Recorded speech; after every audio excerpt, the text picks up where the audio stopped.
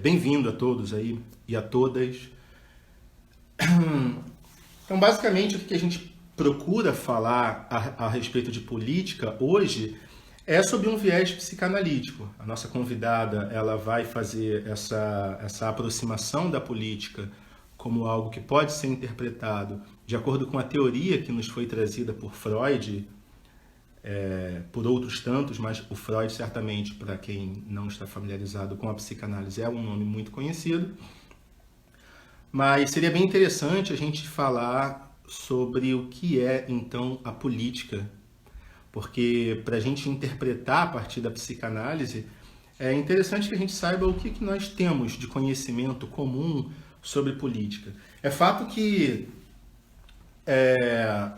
durante a vida em sociedade, as pessoas acabam priorizando outros tipos de saberes e, por exemplo, no caso do Brasil, a ideia de uma participação política, até pouco tempo atrás, era muito fixada na ideia de voto e das obrigações decorrentes do Estado.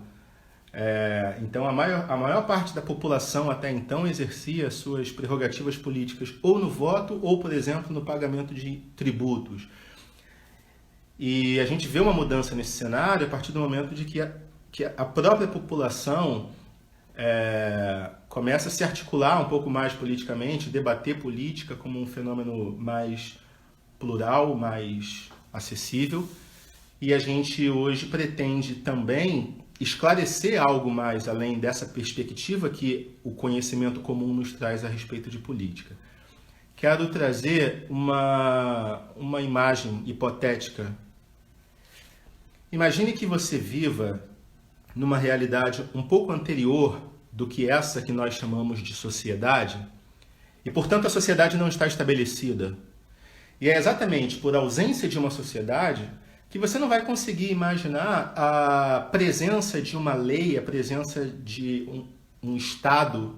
A sociedade em si ainda não existe, nessa figura que nós estamos aproximando aqui, bastante introdutória. Se existe ali a ausência de uma sociedade, é fato que aqueles seres humanos que vivem nesse estado, e já que não há nada ainda propriamente cultural dentro dessa realidade, vamos chamar esse estado de um estado mais próximo da natureza possível, portanto, vamos chamá-lo de estado de natureza. E dentro desse estado de natureza, esses seres humanos gozam de uma plena liberdade para a realização de tudo aquilo que nasça para ele do ponto de vista do desejo. O desejo ele é uma realidade, tanto nessa sociedade hoje nossa, encarada como a instituição de uma civilidade entre nós, quanto nessa organização pré-social. O desejo sempre foi uma realidade. Se você reparar, a própria participação do ser humano na relação comercial, a própria relação do ser humano numa relação de compra e venda, de trocas, ela não admite, do ponto de vista do capital, a ideia de que você possa comprar um telefone hoje e se manter feliz com esse telefone ad eterno, e que a compra de um carro muito provavelmente indica que você vai passar a vida toda com esse carro. Certamente não é assim. Existe um estímulo constante para que os nossos desejos possam estar sempre manifestando uma procura. De fato, não se pode imaginar a sobrevivência da própria instituição capitalista sem esse estabelecimento de um desejo como sendo algo perpétuo, algo que sempre busca a renovação de coisas que possam, naquele momento, satisfazer o que aquele desejo procura. Então, acho que a sociedade ela estabelece uma erotização da vida a partir do desejo como um motor da própria história. Se o desejo é uma realidade para nós hoje, enquanto sociedade constituída, nessa alusão hipotética que eu estou fazendo a algo de pré-social, o desejo também vai estar lá. E é esse mesmo desejo que vai fazer com que esses homens, numa hipótese anterior, proto-social, comecem um conflito generalizado de uns contra os outros. Afinal de contas, enquanto todos desejam, o fato é que, num certo momento, alguém vai desejar algo que outro também já desejou.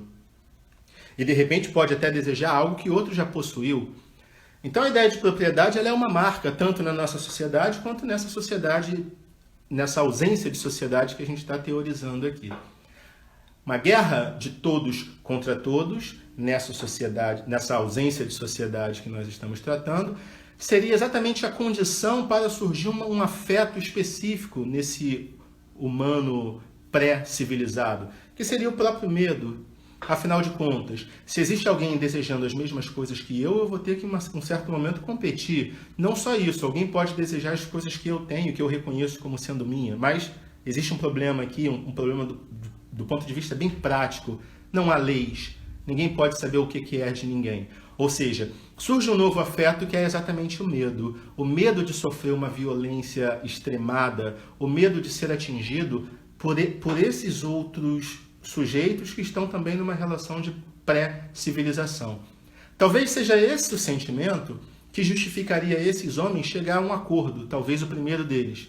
E esse acordo vai ser exatamente renunciarem eles próprios a essa liberdade plena na realização e na consecução de todas as coisas que o seu desejo busca, a fim de garantir uma estabilidade temporária no sentido de que vai haver sobre nós alguma coisa que vai sim surgir a partir desse poder que nós renunciamos, a fim de que esse terceiro que surge a partir de nós possa ele legislar em nosso favor e nos proteger, a fim de que nós tenhamos um limite para a própria atuação dessa nossa busca, porque o desejo, isso é fato, não poderemos controlar. E é assim que surge o Estado.